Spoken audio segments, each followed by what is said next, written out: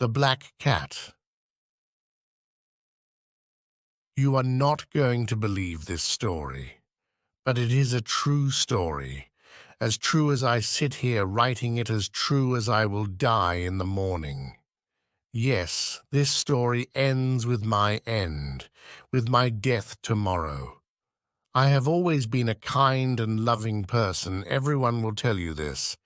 They will also tell you that I have always loved animals more than anything. When I was a little boy, my family always had many different animals round the house. As I grew up, I spent most of my time with them, giving them their food and cleaning them. I married when I was very young, and I was happy to find that my wife loved all of our animal friends as much as I did. She bought us the most beautiful animals. We had all sorts of birds, goldfish, a fine dog, and a cat. The cat was a very large and beautiful animal. He was black all over, and very intelligent. He was so intelligent that my wife often laughed about what some people believe. Some people believe that all black cats are evil, enemies in a cat's body. Pluto, this was the cat's name, was my favorite. It was always I who gave him his food, and he followed me everywhere. I often had to stop him from following me through the streets. For years, he and I lived happily together, the best of friends. But during those years, I was slowly changing. It was that evil enemy of man called drink who was changing me. I was not the kind, loving person people knew before. I grew more and more selfish. I was often suddenly angry about unimportant things. I began to use bad language, most of all with my wife. I even hit her sometimes. And by that time, of course, I was often doing horrible things to our animals. I hit all of them, but never Pluto. But my illness was getting worse. Oh yes, drink is an illness. Soon, I began to hurt my dear Pluto too. I remember that night very well. I came home late, full of drink again. I could not understand why Pluto was not pleased to see me. The cat was staying away from me. My Pluto did not want to come near me. I caught him and picked him up, holding him strongly. He was afraid of me and bit my hand. Suddenly, I was not myself anymore. Someone else was in my body, someone evil and mad with drink. I took my knife from my pocket, held the poor animal by his neck, and cut out one of his eyes. The next morning, my mind was full of pain and horror when I woke up. I was deeply sorry. I could not understand how I could do such an evil thing. But drink soon helped me to forget. Slowly, the cat got better. Soon, he felt no more pain.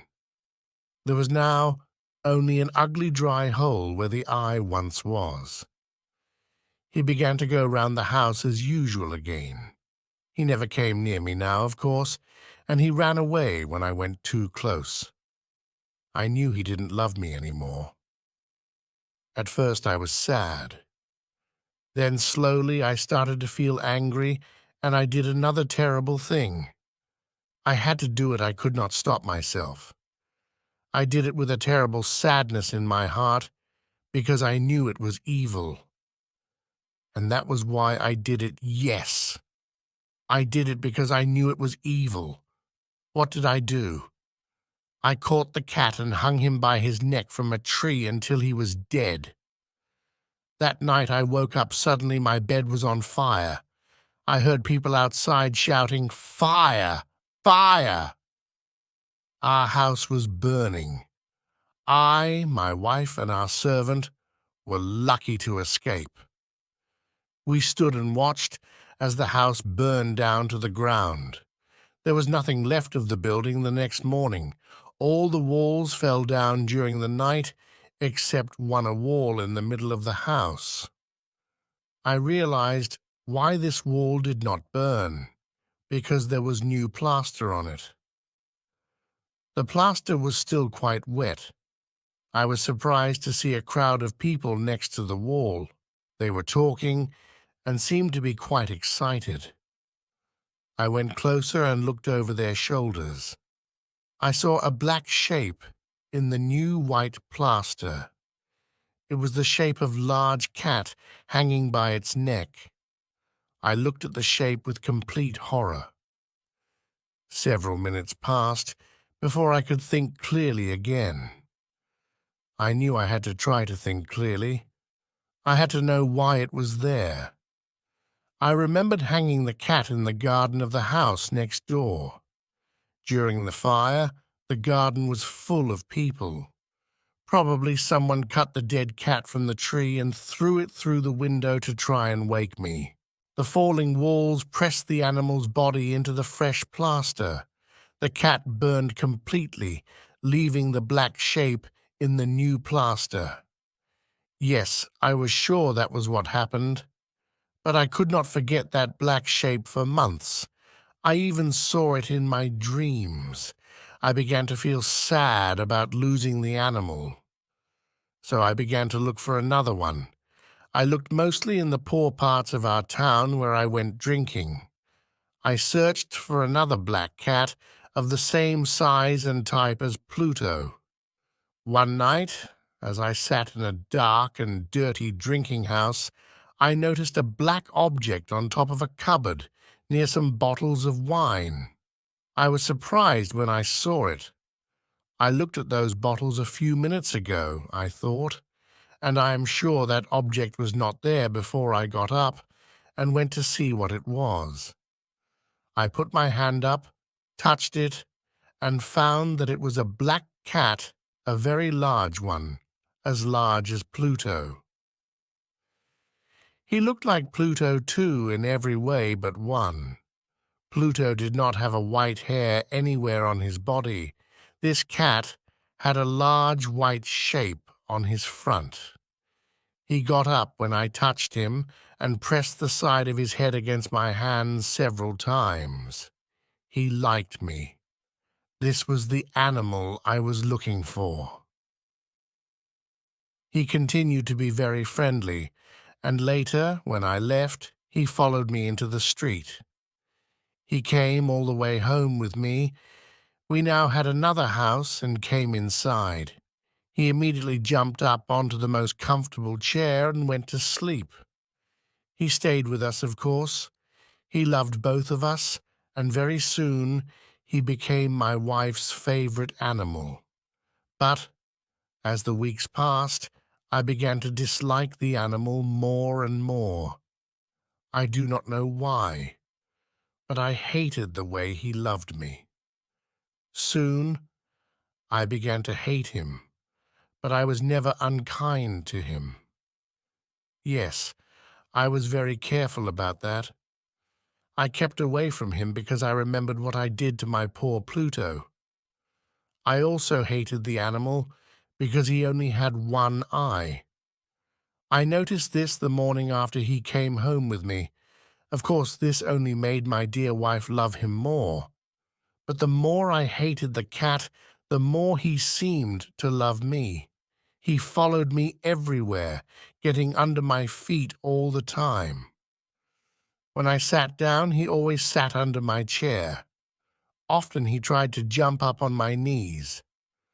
I wanted to murder him when he did this, but I did not. I stopped myself because I remembered Pluto, but also because I was afraid of the animal. How can I explain this fear?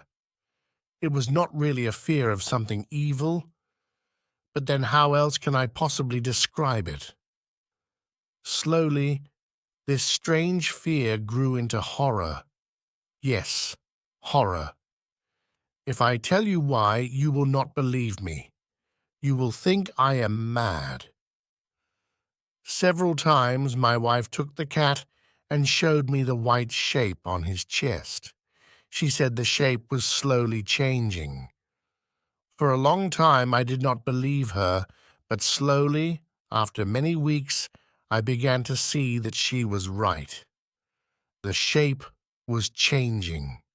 Its sides were becoming straighter and straighter. It was beginning to look more and more like an object. After a few more weeks, I saw what the shape was. It was impossible not to see. There on his front was the shape of an object I am almost too afraid to name. It there, on the cat's front, was the shape of that terrible machine of pain and death, the gallows. It was that terrible machine of pain and death, yes, the gallows. I no longer knew the meaning of happiness or rest. During the day, the animal never left me. At night, he woke me up nearly every hour. I remember waking from terrible dreams and feeling him sitting next to my face, his heavy body pressing down on my heart. I was now a very different man. There was not the smallest piece of good left in me. I now had only evil thoughts, the darkest and the most evil thoughts. I hated everyone and everything, my dear wife too. One day she came down into the cellar with me to cut some wood. We were now too poor to have a servant. Of course, the cat followed me down the stairs and nearly made me fall. This made me so angry that I took the axe and tried to cut the animal in two. But as I brought the axe down, my wife stopped my arm with her hand.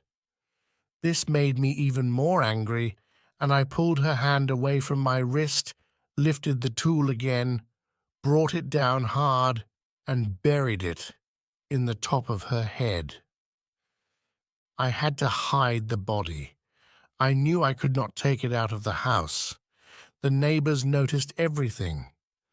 I thought of cutting it into pieces and burning it. I thought of burying it in the floor of the cellar. I thought of throwing it into the river at the end of the garden. I thought of putting it into a wooden box and taking it out of the house that way. In the end, I decided to hide the body in one of the walls of the cellar.